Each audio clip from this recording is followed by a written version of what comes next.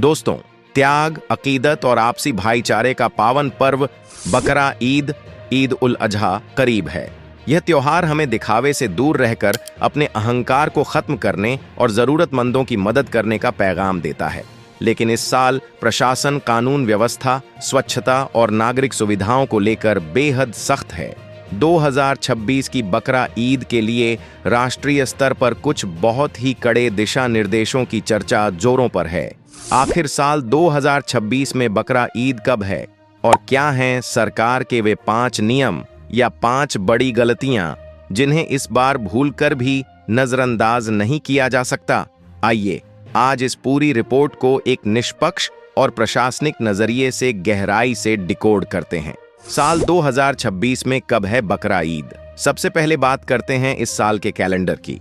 Islamic calendar पूरी तरह से चांद की चाल और उसके दीदार, चांद दिखने की प्रक्रिया पर आधारित होता है। इस्लामिक साल के अंतिम महीने, जिसे जिलहिज्जा कहा जाता है, कि 10वीं तारीख को ईद उल अजहा का यह पावन पर्व मनाया जाता है। खगोलीय गणनाओं और राष्ट्रीय चंद्र दर्शन समितियों के प्रारंभिक अनुमानों के अनुसार साल 2026 में जिलहिज्जा का पवित्र महीना मई के तीसरे सप्ताह में शुरू होने की संभावना है। अगर सब कुछ सामान्य रहता है और चांद अपने निर्धारित समय पर दिखाई देता है तो भारत में साल 2026 की बकरा ईद संभावित रूप से 26 मई या 27 मई 2026 के आसपास पूरे अकीदत और सम्मान के साथ मनाई जाएगी। आधिकारिक तारीख का अंतिम ऐलान हमेशा चांद दिखने के बाद ही सुन्नी और शिया कमेटियों द्वारा किया जाता है। प्रशासन ने इसी तारीख को केंद्र में रखकर अपनी सभी नागरिक और सुरक्षा व्यवस्थाओं का खाका तैयार करना शुरू कर दिया है, ताकि त्योहार के दिन पूरे देश में शांति, स्वच्छता और व्यवस्था सुचारू रूप से बनी रहे। भारत जैसे घनी आबादी वाले देश में किसी भी बड़े त्योहार का आयोजन प्रशासनिक रूप से एक बहुत बड़ी चुनौती होता है। स्वास्थ्य, स्वच्छता, यातायात और आपसी सौहार्द को बनाए रखना राज्य सरकारों की सबसे बड़ी प्राथमिकता होती है। इसी संदर्भ में इस साल चर्चा बहुत तेज है कि प्रधानमंत्री कार्यालय और केंद्रीय गृह मंत्रालय के दिशा निर्देशों पर देश भर में 5 अत्यंत कड़े नियम लागू किए जा रहे हैं। इन नियमों का उद्देश्य किसी की धार्मिक भावनाओं को ठेस पहुंचाना नहीं, बल्कि यह सुनिश्चित करना है कि आस्था के इस पर्व में किसी भी प्रकार की नागरिक असुविधा या विवाद उत्पन्न न हो। आइए जानते हैं क्या हैं वे 5 बहुचर्चित प्रशासनिक नियम। नियम 1, प्रतिबंधित जानवरों की प्रक्रिया पर पूर्ण रूप से राष्ट्रीय पाबंदी। इस साल जो सबसे पहला और सबसे सख्त नियम चर्चा का विषय बना हुआ है, वह है देश के कानूनी और संवैधानिक ढांचे का पूर्ण रूप से सम्मान करना। भारत के कई राज्यों में कुछ विशिष्ट जानवरों, विशेषकर गोवंश को लेकर अत्यंत कड़े और स्पष्ट कानून लागू हैं।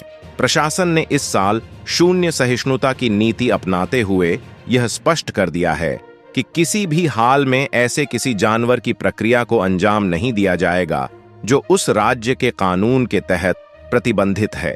भारत की विविधता में दूसरे समुदायों की भावनाओं का सम्मान करना सबसे बड़ी नागरिक जिम्मेदारी है। ऐसा माना जा रहा है कि इस नियम का उल्लंघन करने वालों पर इस साल सबसे कठोर प्रशासनिक कार्रवाई की जाएगी और किसी भी प्रकार की रियायत नहीं दी जाएगी। प्रशासन का यह कदम पूरी तरह से सांप्रदायिक शांति और देश के आंतरिक कानून व्यवस्था को मजबूत बनाए रखने के लिए उठाया गया है। नियम 2, सार्वजनिक स्थानों का उपयोग पूरी तरह वर्जित। दूसरा सबसे बड़ा नियम नागरिक सुविधाओं और शहरी प्रबंधन से जुड़ा है।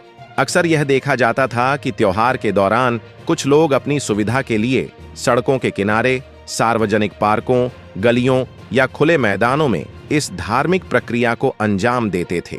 इससे न केवल आम नागरिकों और राहगीरों को भारी असुविधा का सामना करना पड़ता था, बल्कि यह पूरे शहर की स्वच्छता प्रणाली को भी बाधित करता था। इस साल प्रशासन ने यह सख्त निर्देश जारी किया है कि त्योहार की सभी प्रक्रियाएं केवल और केवल निर्दिष्ट स्थानों, चिन्हित परिसरों या निजी बंद चारदीवारी के भीतर ही संपन्न की जानी चाहिए। कोई भी व्यक्ति सार्वजनिक रास्तों को अवरुद्ध नहीं कर सकता। शहरों के नगर निगमों को यह स्पष्ट आदेश दिया गया है कि वे इस नियम का कड़ाई से पालन करवाएं, ताकि यातायात और आम जनजीवन में किसी भी प्रकार की रुकावट पैदा न हो। नियम 3, अपशिष्ट और अवशेष प्रबंधन का वैज्ञानिक और सख्त प्रोटोकॉल। तीसरा और सबसे महत्वपूर्ण नियम सीधे तौर पर जन स्वास्थ्य और पर्यावरण सुरक्षा से संबंधित है। किसी भी बड़े आयोजन के बाद सबसे बड़ी चुनौती सफाई की होती है। प्रशासन ने इस बात पर गहरी चिंता व्यक्त की है कि त्योहार के बाद उत्पन्न होने वाले अपशिष्ट और अवशेषों को खुले में नालियों, नदियों या कचरे के ढेरों पर फेंक दिया जाता है। इससे न केवल भयंकर दुर्गंध फैलती है, बल्कि कई तरह की गंभीर बीमारियों और महामारियों के फैलने का खतरा भी कई गुना बढ़ जाता है। इस बार प्रशासन ने कचरा निस्तारण का एक बहुत ही सख्त प्रोटोकॉल तैयार किया है। नागरिक निकायों ने यह नियम बनाया है कि अपशिष्ट को खुले में फेंकने पर भारी जुर्माना लगाया जाएगा। इसके लिए हर क्षेत्र में विशेष डंपिंग गाड़ियां और उचित वैज्ञानिक निस्तारण की व्यवस्था की जाएगी। नागरिकों से अपील की गई है कि वे स्वच्छता को अपनी धार्मिक जिम्मेदारी मानें और प्रशासन के साथ मिलकर शहर को साफ रखें। नियम 4, दिखावे और रिकॉर्डिंग को सार्वजनिक करने पर कड़ा प्रतिबंध। आस्था हमेशा एकांत और समर्पण का विषय होती है। यह कोई प्रदर्शन या प्रतियोगिता की चीज नहीं है। चौथा नियम समाज में पनप रही दिखावे की संस्कृति को रोकने के लिए बनाया गया है। प्रशासन ने इस बात पर कड़ी आपत्ति जताई है कि धार्मिक प्रक्रियाओं की वीडियो रिकॉर्डिंग करके उन्हें सार्वजनिक रूप से प्रदर्शित किया जाता है।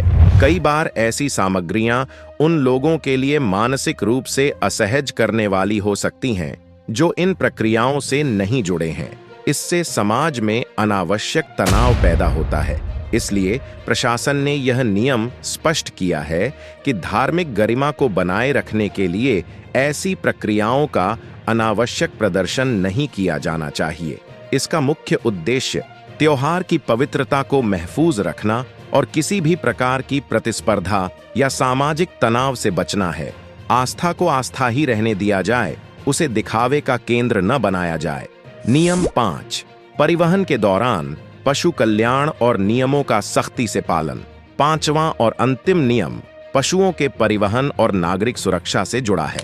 त्योहार से पहले बड़े पैमाने पर मवेशियों को एक शहर से दूसरे शहर ले जाया जाता है।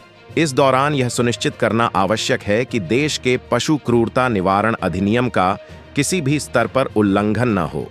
प्रशासन ने यातायात पुलिस और राजमार्ग अधिकारियों को निर्देश दिया है कि परिवहन के दौरान क्षमता से अधिक जानवरों को ट्रकों में न भरा जाए और उन्हें सुरक्षित व उचित रूप से लाया जाए।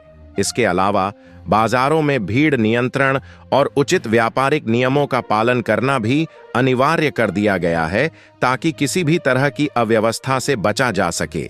आवश्यक स्पष्टीकरण। बकरा ईद पर पीएम या केंद्र सरकार के 5 विशेष नियमों की बात महज एक अफवाह है। ये केवल सामान्य प्रशासनिक नियम है। तो दोस्तों, यह था बकरा ईद 2026 के नियमों का विश्लेषण। त्योहार की असली सार्थकता शांति, साफ सफाई और कानून का पालन करने में ही है। अगर रिपोर्ट पसंद आई हो तो लाइक और शेयर करें। ऐसी ही बेबाक खबरों के लिए चैनल को सब्सक्राइब कर लें। अपनी राय कमेंट में जरूर दें। जय हिंद, वंदे मातरम।